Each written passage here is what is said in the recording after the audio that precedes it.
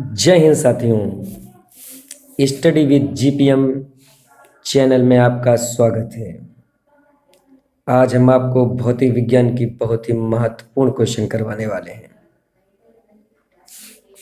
और इसके एमसीक्यू भी नीचे हैं, बने रहिएगा। पहले समझिए, बाद में पूछे गए सवालों के उत्तर दीजिए। देखिए, पहले आपको बताते हैं कि अदिश राशियाँ क्या होती हैं। जैसा लिखा हुआ है, वे भौतिक राशियाँ जिन्हें व्यक्त करने के लिए केवल परिमाण की आवश्यकता होती है अदिश राशियाँ कहलाती हैं। पहले तो भौतिक राशियों को समझिए कि भौतिक राशियाँ किन्हें कहते हैं। वे राशियाँ जिन्हें हम माप सकते हैं भौतिक राशियाँ कहलाती हैं। ऐसी राशियाँ जिन्हें मापा जा सकता है भौतिक राशियाँ कहलाती हैं। अब अदिश राशियाँ होती कौन कौन सी हैं? जैसे द्रव्यमान, चाल, दूरी, आयतन, कार्य, समय, ऊर्जा, ये सब की सब भौतिक राशियाँ हैं। ये सब की सब भौतिक राशियाँ, भौतिक राशियों में ये अदिश राशियाँ हैं। इन्हें व्यक्त करने के लिए सिर्फ और सिर्फ परिमाण की आवश्यकता होती है, दिशा की नहीं। जैसे द्रव्यमान, हम कुछ भी लेने जाएं, कोई भी अनाज लें, कोई भी सब्जी लें, तो हमें सिर्फ द्रव्यमान की ज़रूरत पड़ेगी, दिशा की थोड़ी ज़रूरत पड़ेगी कि हमें आलू चाहिए है 5 किलो और उत्तर दिशा। तो ऐसा कुछ भी नहीं होता। तो हमें सिर्फ इन्हें व्यक्त करने के लिए केवल और केवल परिमाण की ज़रूरत होती है, दिशा की नहीं। तो अदिश राशियाँ कहलाती हैं। उसके बाद आती हैं सदिश राशियाँ। सदिश राशियाँ वे भौतिक राशियाँ होती हैं जिन्हें व्यक्त करने के लिए परिमाण एवं दिशा दोनों की आवश्यकता होती है। जिन्हें व्यक्त करने के लिए परिमाण एवं दिशा दोनों की आवश्यकता होती है, यानी परिमाण और दिशा दोनों की ज़रूरत होती है, वो राशियों को हम सदिश राशियाँ कहते हैं। जैसे वेग, विस्थापन,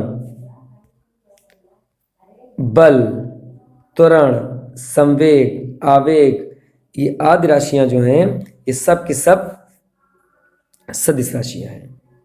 अगर इन्हें हम ट्रिक से समझें, इनमें जो सदिश राशियाँ होती हैं, इनमें वा बहुत होता है। जितने देखोगे सब में वा जरूर पाया जाएगा।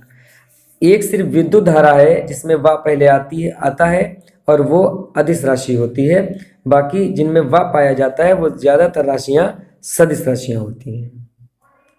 क्लियर हुआ? द्रव्यमान, चाल, दूरी, आयतन, कार्य, समय, ऊर्जा और बहुत सी राशियाँ, ये सब की सब अदिश राशियाँ हैं। वेग, विस्थापन, बल, संवेग, आवेग, ये सब सदिश राशियाँ हैं। इसके बाद अब कार्य समझते हैं कि कार्य क्या होता है। कार्य क्या होता है? किसी वस्तु पर लगाए गए बल तथा बल की दिशा में हुए विस्थापन के गुणनफल को कार्य कहते हैं। यानी बल बराबर बल गुणे बल की दिशा में विस्थापन। कार्य तभी होगा जब हम जिस दिशा में बल लगा रहे हैं उस दिशा में विस्थापन हो। जैसे हम किसी चीज़ पर, कोई दीवार है या कोई बहुत बड़ा कोई लट्ठा है, उसके ऊपर हम दिन भर लगे रहें, उसमें धक्का देते रहें। जैसे कोई मान लो ये कोई लट्ठा रखा हुआ है, ये बहुत बड़ा लट्ठा है और हम कोई इंसान इसे दिन भर इसे धक्का देते रहे, लेकिन ये अपनी जगह से विस्थापित ना हो, तो देखने में तो कार्य हुआ, लेकिन विज्ञान की भाषा में कोई भी कार्य नहीं हुआ। कार्य तभी होगा जब बल की दिशा में विस्थापन होगा। तो कार्य बराबर बल गुणे बल की दिशा में विस्थापन। उसके बाद अब शक्ति समझिए। कार्य करने की दर को शक्ति कहते हैं। कार्य करने की दर को शक्ति कहते हैं। शक्ति को P से प्रदर्शित करते हैं। P बराबर W/T। हालांकि पी के बहुत और बनेंगे फार्मूले, लेकिन यहाँ पर पी बराबर डब्ल्यू बटे टी ही। जैसे पी बराबर, अब डब्ल्यू को वी क्यू भी लिखा जाता, तो ये वी क्यू बटा टी आ जाएगा एक।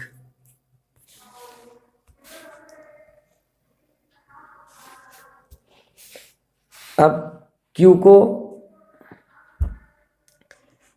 वी क्यू, पी बराबर वी क्यू बटे टी। अब क्यू को लिखा जाता है आई टी, तो जब हम क्यू को आई टी लिखेंगे तो हमारा बन जाएगा पी बराबर वी आई टी और बटे टी से टी कैंसिल, तो पी बराबर वी आई। तो एक पी बराबर डब्ल्यू बटा टी और एक पी बराबर वी आई। इसी तरीके से हम वी बराबर आई आर लिख सकते हैं, तो पी बराबर आई स्क्वायर आर हो जाएगा। तो बहुत फार्मूले बन सकते हैं, लेकिन जिसकी हमें ज़रूरत होगी वो हम देखते चलेंगे। अब आपको क्वेश्चन बताने हैं, अब बारी आपकी है। हमें जो समझाना था वो हमने समझाया है, फिर भी अगर कुछ समझ में ना आए तो तुरंत कमेंट बॉक्स में बताइए। पहला क्वेश्चन ये रहा स्क्रीन पर, निम्नलिखित में से किसमें केवल परिमाण होता है? किसमें केवल परिमाण होता है? बल में, संवेग में, संवेग में, विस्थापन में या कार्य में? बताइए। केवल परिमाण होता है। केवल परिमाण किसमें होता है? क्या बताया था? वे भौतिक राशियां जिन्हें व्यक्त करने के लिए केवल परिमाण की आवश्यकता होती है, तो अदिश राशि। अब आपको ये देखना है कि इसमें अदिश राशि कौन सी है। बल कैसी राशि है? बल कैसी राशि है? अदिश या सदिश? संवेग कैसी राशि है? अदिश या सदिश? विस्थापन कैसी राशि है? अदिश या सदिश? कार्य कैसी राशि है? अदिश या सदिश? हमारा आंसर जो होगा वो अदिश राशि होगा। अब बल सदिश राशि है, संवेग सदिश राशि है, विस्थापन सदिश राशि है, तो हमारा आंसर हो जाएगा कार्य। कार्य चूंकि एक अदिश राशि है, कार्य एक अदिश राशि है, इसलिए सिर्फ परिमाण कार्य होगा, तो हमारा जो उत्तर सही होगा वो कार्य। अब चलते हैं अगले क्वेश्चन पर। एक वस्तु पर बल लगने के बावजूद भी किया गया कार्य शून्य होगा यदि उसका विस्थापन क्या हो? बताओ। किया गया कार्य शून्य होगा, उसका विस्थापन क्या हो? उदासीन हो, ऋणात्मक हो, धनात्मक हो या शून्य हो? कार्य की हमने परिभाषा क्या देखी? F बराबर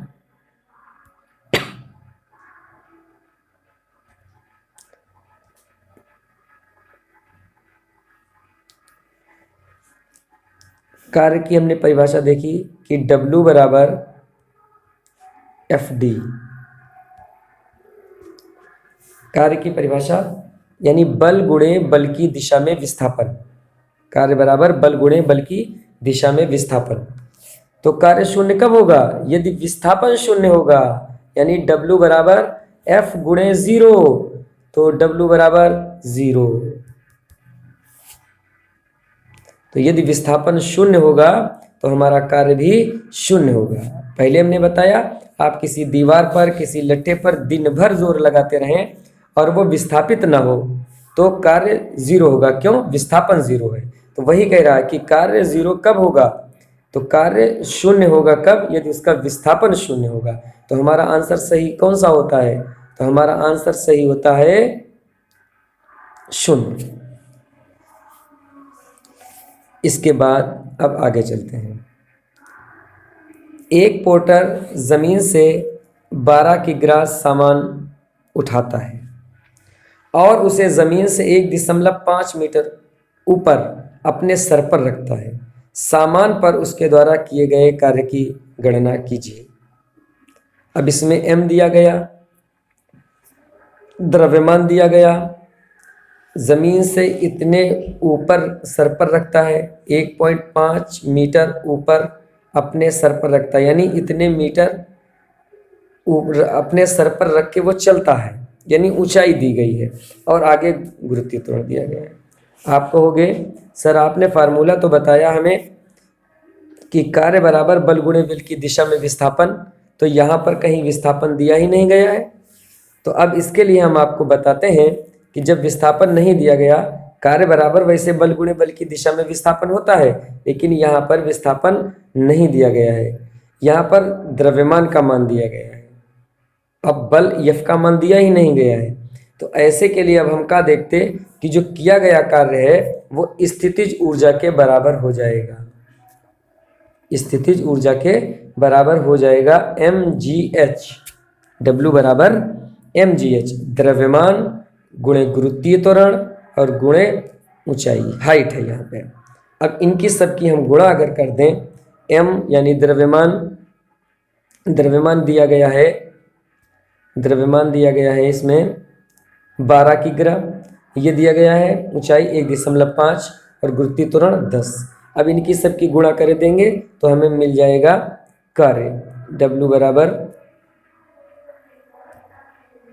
12 गुणे 1.5 और गुणे 10।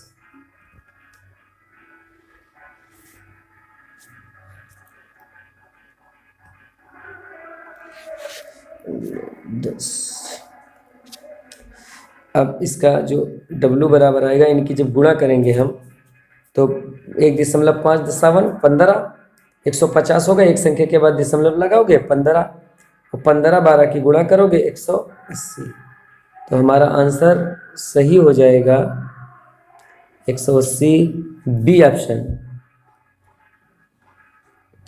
कौन सा ऑप्शन है सही हमारा? बी ऑप्शन, 180 जूल का होगा।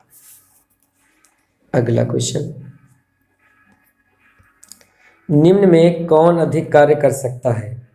एक घूमता हुआ पहिया, बंदूक की एक चलती हुई गोली, गतिशील पत्थर या उठाया हुआ हथौड़ा। बताइए कौन अधिक कार्य कर सकता है? कौन अधिक कार्य कर सकता है? उठाया हुआ हथौड़ा, गतिशील पत्थर, बंदूक की एक गोली या एक घूमता पहिया। अभी क्या बताया? अभी बताया कि कार्य बराबर बल गुणे बल की दिशा में विस्थापन, जितना अधिक विस्थापन होगा उतना ही अधिक कार्य होगा।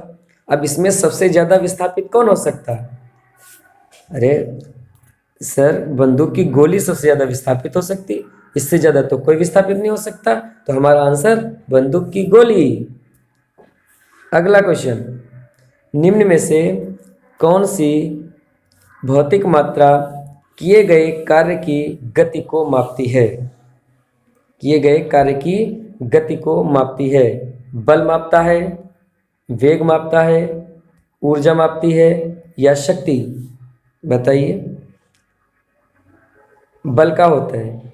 बल वो बाह्य कारक है जो किसी वस्तु की स्थिति में परिवर्तन करते, गतिमान वस्तु को स्थिर कर दे या स्थिर वस्तु को गतिमान कर दे। वेग क्या होता है? वेग एकांक समय में हुए विस्थापन को वेग कहते हैं। ऊर्जा कार्य करने की क्षमता को ऊर्जा कहते हैं। क्वेश्चन का है भौतिक किए गए कार्य की गति को मापती है, तो कार्य करने की दर जो होती है वही शक्ति कहलाती है, तो हमारा आंसर सही होता है डी। अगले क्वेश्चन पर चलते हैं। यदि 10 न्यूटन और 5 न्यूटन के दो बल एक वस्तु पर एक ही दिशा में लगाए जाएं, तो वस्तु पर कार्यरत कुल बल कितना होगा? यदि 10 न्यूटन और 5 न्यूटन के दो बल एक ही दिशा में लगाए जाएं, तो वस्तु पर कार्यरत कुल बल कितना होगा? 10 न्यूटन होगा, 25 न्यूटन होगा, 15 न्यूटन होगा या 50 न्यूटन होगा? बताइए। कार्यरत कुल बल कितना होगा? बताइए, एक वस्तु पर 10 न्यूटन का बल लग रहा है, एक और 5 न्यूटन का बल लग रहा है, तो सीधे सीधे दोनों बल जुड़ जाएंगे, कोई दिमाग लगाने वाली बात ही नहीं। 10 और 5 15 न्यूटन। अरे भाई, कोई गाड़ी फंसी तक होती है, एक ट्रैक्टर निकालने जाता है, अब वो बल लगाता है, वो उस गाड़ी को नहीं निकाल पाता, तो हम दूसरा ट्रैक्टर बुलाते हैं, और जब दोनों ट्रैक्टर मिलके जोर लगाते हैं तो बल दोनों के जुड़ते हैं, तभी तो गाड़ी निकल आती है। तो दोनों बल जुड़ जाएंगे। आगे चलते हैं। 40 किग्रा भार वाली लड़की 4 सेकंड में 5 मीटर तक ऊंची होने वाली सीढ़ियों पर तेजी से चढ़ जाती है, उसके द्वारा विकसित शक्ति क्या होगी? विकसित शक्ति क्या होगी, यानी P का मान हमें निकालना है। तो P सर बताया है कि P बराबर W/T, लेकिन यहाँ सर कार्य आपने दिया नहीं, सूत्र बताया P बराबर W/T। अभी अभी ऊपर हम क्या बता चुके हैं कि अगर कार्य W नहीं दिया गया है, लेकिन W किसके बराबर हो जाएगा? स्थितिज ऊर्जा के बराबर हो जाएगा, mgh/T। देखिए, P बराबर m40 g, गुरुत्व त्वरण का मान 9.8 होता है, लेकिन सवालों में या पॉइंट दिए नहीं गए, तो सीधे 10 भी लिखा जा सकता, क्योंकि 9.8 10 के बहुत करीब है। h कितनी ऊंचाई तक? 5 मीटर की ऊंचाई बटे 4 काट दीजिए सर। 4 1 जा 4, 4 1 जा 4, 10 10 जा 100, 100 5 जा 500। हमारा आंसर सही होता है 500। आगे चलते हैं। मजा आ रही है क्वेश्चन में? कमेंट में बताइएगा जरूर, आपके कमेंट हमें ऊर्जा देंगे, क्योंकि यूट्यूब पर बहुत कम विज्ञान के क्वेश्चन आपको मिलेंगे। अगर आपके कमेंट सही हुए तो हम विज्ञान की पूरी सीरीज क्वेश्चनों की लेके आएंगे। जब आप एक रबर बैंड खींचते हैं तो हस्तांतरित ऊर्जा के रूप में संग्रहित होती है। कौन सी ऊर्जा उसमें संग्रहित हो जाती है? गतिज ऊर्जा, मांसपेशी ऊर्जा, यांत्रिक ऊर्जा, गतिज ऊर्जा, मांसपेशी ऊर्जा, यांत्रिक ऊर्जा या स्थितिज ऊर्जा? बताइए। ऊर्जा संरक्षण का नियम होता कि ऊर्जा को न तो उत्पन्न किया जा सकता और न ही नष्ट किया जा सकता, ऊर्जा को सिर्फ और सिर्फ एक रूप से दूसरे रूप में परिवर्तित किया जा सकता, ये परिभाषा होती है, नियम होता ऊर्जा संरक्षण का। अब यहाँ पर बताइए, आप एक रबर बैंड को खींचते हैं तो हस्तांतरित ऊर्जा के रूप में संग्रहित हो जाती है, तो ये स्थितिज ऊर्जा के रूप में संग्रहित हो जाती है।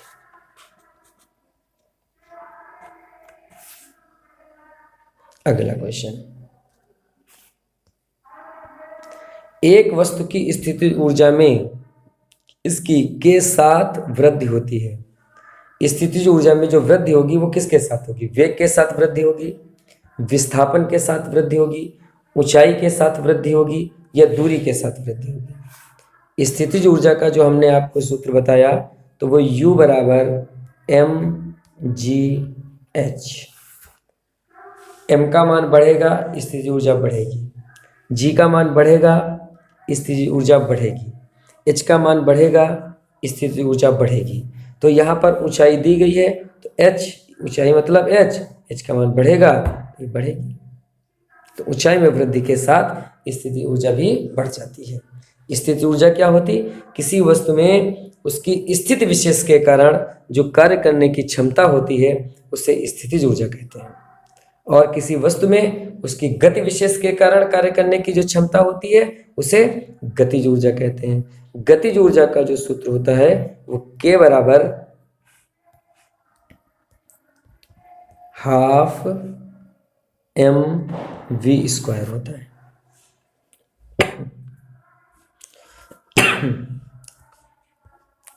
एक कार उच्च गति से 4 सेकंड से चल रही है। एक कार उच्च गति से 14 सेकंड से चल रही है। किस ऊर्जा से युक्त होती है? गतिज ऊर्जा, स्थितिज ऊर्जा, घर्षण बल, गुरुत्वाकर्षण बल। अभी अभी क्या बोला था कि किसी वस्तु में उसकी गति विशेष के कारण जो कार्य करने की क्षमता होती है उसे गतिज ऊर्जा कहते हैं। कार चल रही है, कार्य कर रही है, 14 सेकंड से चल रही है, तो भैया कार्य कर रही है ना। और जब कार्य कर रही है किसी वस्तु में,